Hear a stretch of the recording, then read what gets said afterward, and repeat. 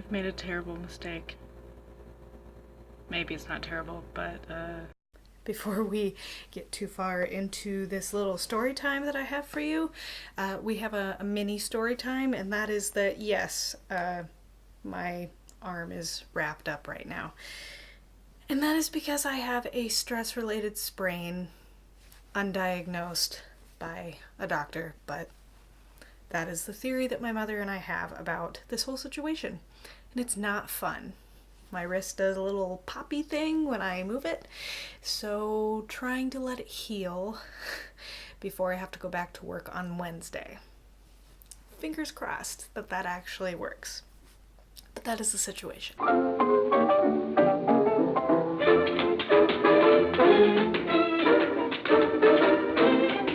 So, a few nights ago, Julia was at rehearsal. I was supposed to be preparing for her to be home so that we could open our best friend Christmas gifts and be generally festive late at night before going to bed.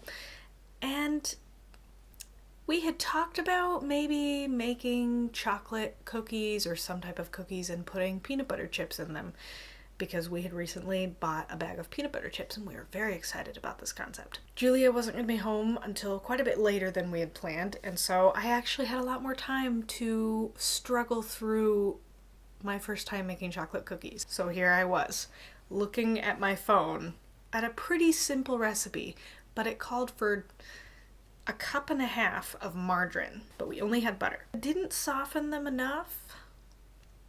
Yeah, see, all of this was in a hurry, didn't really think through, like, setting it out to soften before doing anything to make it, like, soft, like microwaving it or something.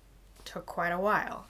At this point, I'm panicking a little bit because I'm not sure what time Julia is getting home, and I don't want her to come home in the middle of me struggling through this recipe, because then I just feel stupid. Finally get the sugar and the butter to mix up. And by this point, it's mostly melted butter, and I'm feeling a little bit sheepish about that. But it's all mixed together. And then I go for the dry ingredients, and that's not a problem. That takes like 3 minutes tops. We have one pan that's just, you know, one of those flat pans. And then we have one that is technically a cookie sheet that has no ridges around it.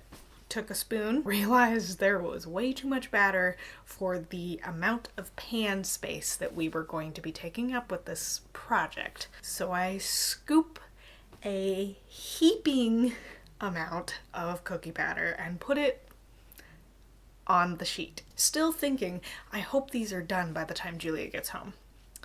Put the first pan in, look at my watch. Cool, it's 8:40 p.m. Yeah. Didn't start baking till 8:40 p.m. There were 2.5 sticks of butter in the recipe.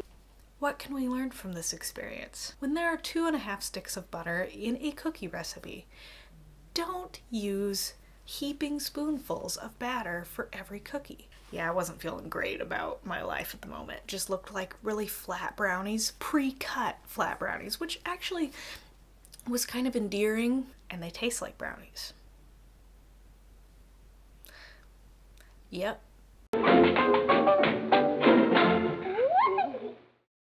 Oopsie. At least they smell good.